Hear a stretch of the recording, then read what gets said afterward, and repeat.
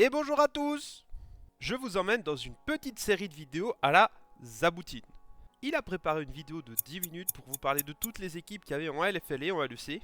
Et j'ai décidé de reprendre le concept et de le faire à ma sauce, en vous apportant un peu moins de détails, en vous donnant un avis subjectif, et tout ça en un minimum de temps possible. On va essayer de se tenir autour des 2 minutes. Je vous invite à aller voir les vidéos de Zab si vous voulez beaucoup de précision, il est beaucoup plus précis que moi en termes techniques sur les joueurs, etc. Moi je vais vous donner une idée globale et un petit peu plus accessible pour que ceux qui veulent regarder de la LFL ou de la LEC en 2025 puissent avoir en moins de 2 minutes 3 équipes à suivre dans chaque ligue.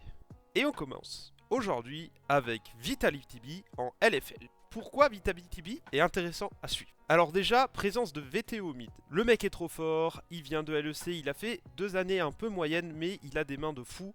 Moi, en LFL, je l'attends dans le top 3 des mid laners et pas 3ème. Un style de jeu un peu lent, mais il va probablement détruire ses adversaires, en tout cas sur le papier, c'est ce qu'on attend de lui. À la bot lane, on a Yopa et Fléchy.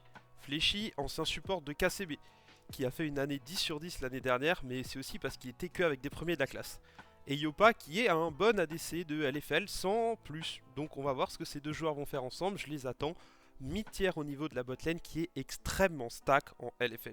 Pour la jungle, on a Lurox. Donc Lurox c'est un mec qui est pas forcément réputé pour ses mécaniques, mais plutôt pour son cerveau. Il joue bien, il joue intelligemment, il est pas flashy, ni flashy, mais il va être aux bons endroits au bon moment et faire ce qu'on attend de lui. Et à la top lane, on a un top laner qui s'appelle Vertigo, que vous avez peut-être pas vu l'année dernière parce qu'il jouait dans une autre ligue, même s'il était aux IMIA.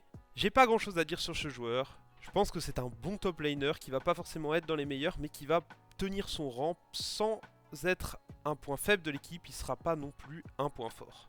Donc cette équipe elle est intéressante parce qu'elle a une mid lane qui est censée smurf la ligue, une bot lane qui va se battre avec les autres et j'espère à armes égales pour nous donner du beau spectacle, et un top side qu'on connaît pas trop et du coup qui peut être plein de surprises. Et je voulais suivre Vitality B en tant que structure en particulier parce que elle a une équipe LEC. Ça veut dire que potentiellement s'ils font un turbo bon split au début, il peut y avoir des changements de joueurs comme on l'a vu l'année dernière.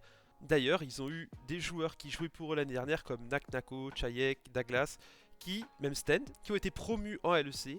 Donc c'est un pool de talent qui peut monter ou descendre, qui va sûrement jouer le haut du panier de la LFL. Je serais pas étonné de les voir en IMIA. Et pour toutes ces raisons, je vous invite à suivre les matchs de Vitality en 2025.